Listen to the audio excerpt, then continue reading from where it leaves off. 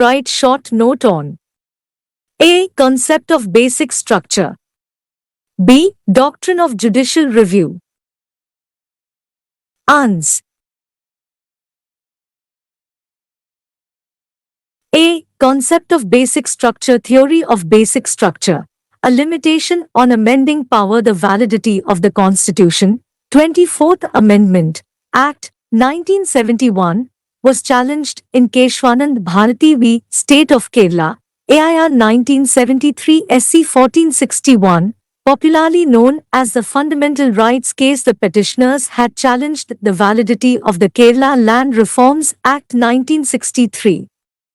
But during the pendency of the petition, the Kerala Act was amended in 1971 and was placed in the 9th schedule by the 29th Amendment Act. The petitioner were permitted to challenge the validity of 24th, 25th and 29th Amendment to the Constitution also.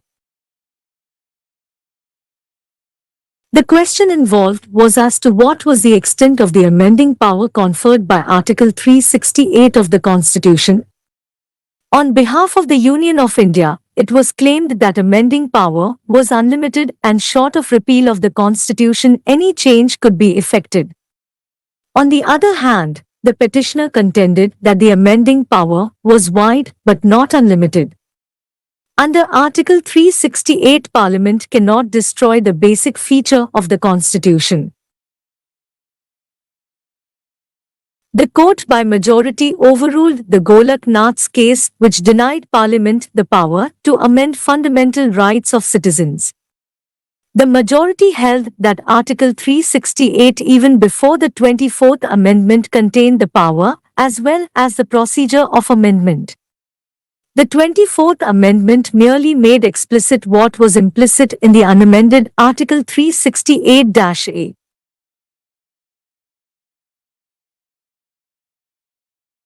As regards the scope of amending power contained in Article 386, 6 judges held that there are inherent or implied limitations on the amending power of Parliament, and Article 368 does not confer power to amend the Constitution so as to damage or destroy the essential elements or basic features of the Constitution.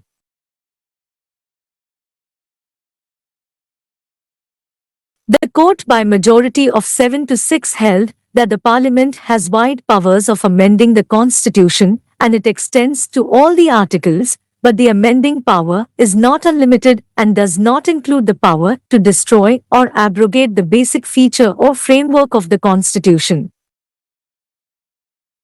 What is the basic structure? What then are the essentials of the basic structure of the Constitution?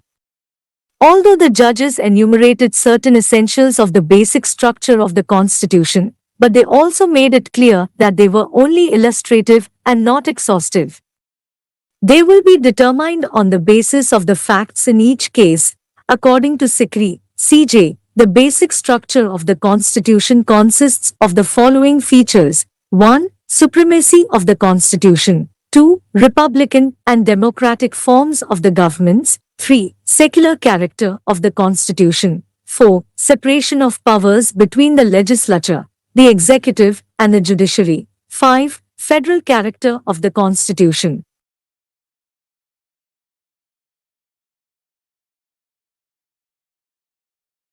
In Indira Nehru Gandhi v. Raj Narayan, AIR 1975 SC 20-99, the Supreme Court applied the theory of basic structure and struck down CL.4 of Article 329-A, which was inserted by the Constitution, 39th Amendment, Act, 1975 on the ground that it was beyond the amending power of Parliament as it destroyed the basic feature of the Constitution. The Supreme Court has added the following features as basic features of the Constitution to the list of basic features laid down in the Keshwananda Bharati's case. 1. Rule of law. 2. Judicial review.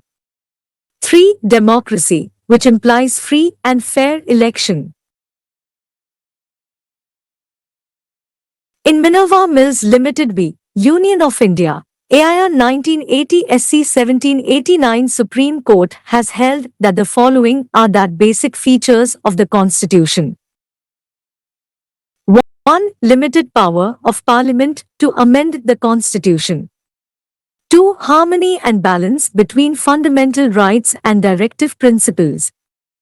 3. Fundamental rights in certain cases. 4. Power of judicial review in certain cases. 42nd Amendment and Article 368 after the decisions of the Supreme Court in Keshwananda Bharati and Indira Nehru Gandhi cases the Constitution, 42nd Amendment, Act, 1976, was passed which added to new clauses, namely, clauses 4 and 5 to Article 368 of the Constitution.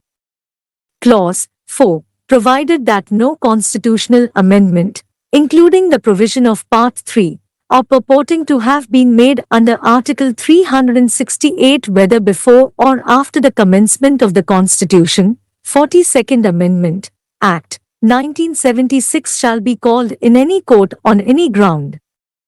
Clause 5 removed any doubts about the scope of the amending power.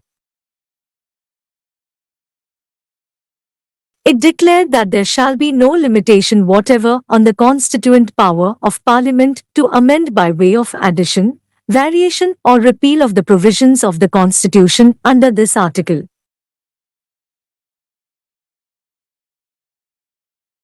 In Minerva Mills v. Union of India, AIR 1980 SC 1789, the Supreme Court, by 4-I majority struck down clauses 4 and 5 of Article 368 inserted by the 42nd Amendment, on the ground that these clauses destroyed the essential feature of the basic structure of the Constitution.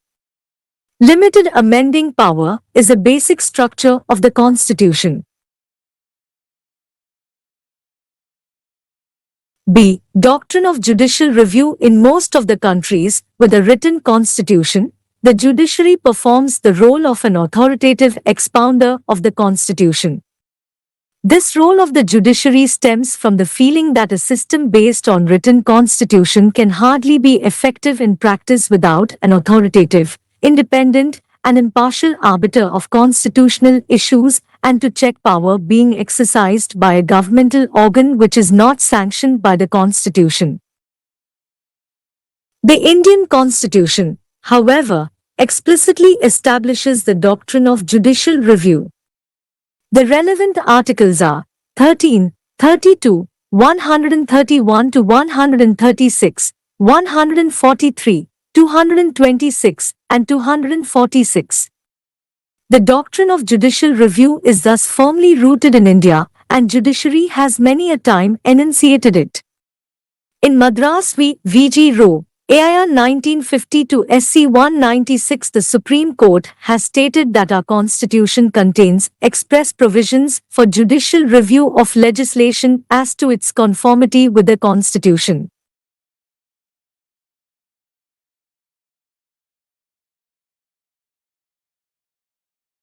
Similarly, in A.K. Gopalan v. State of Madras, AIR 1950 SC 27, the Supreme Court declared, in India it is a constitution that is supreme and that a statute law to be valid, must in all cases, be in conformity with the constitutional requirements, and it is for judiciary to decide whether any enactment is constitutional or not.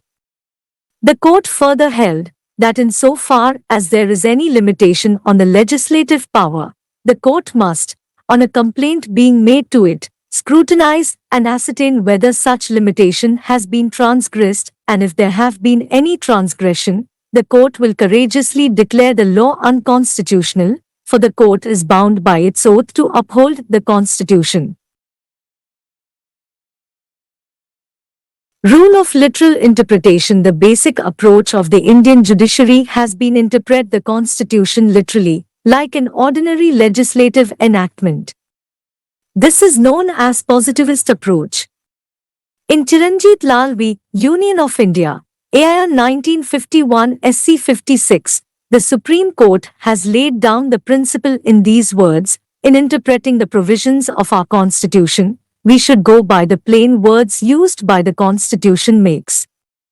In interpreting the Constitution, the courts in India have mostly applied the same principles as are applicable in the construction of a statute.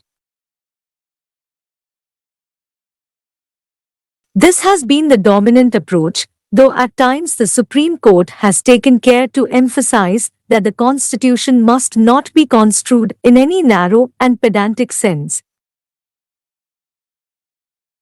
The principle of broad and liberal interpretation has been consistently applied to the construction of legislative entries in three lists.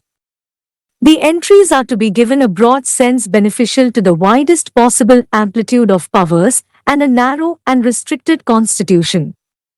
They include within their scope and ambit all ancillary matters which legitimately come within the topics mentioned therein. Principle of harmonious constitution. The constitution should be so interpreted so as to give effect to all its parts, and the presumption should be that no conflict or repugnancy was intended by the framers between the various provisions of the constitution. It is, therefore, laid down that in case there are provisions in the constitution which cannot be reconciled, the provisions should be so interpreted that if possible, effect should be given to both. That is what is known as the rule of harmonious construction. This rule is used to resolve the conflict between the various provisions of the Constitution while interpreting the Constitution for its judicial review.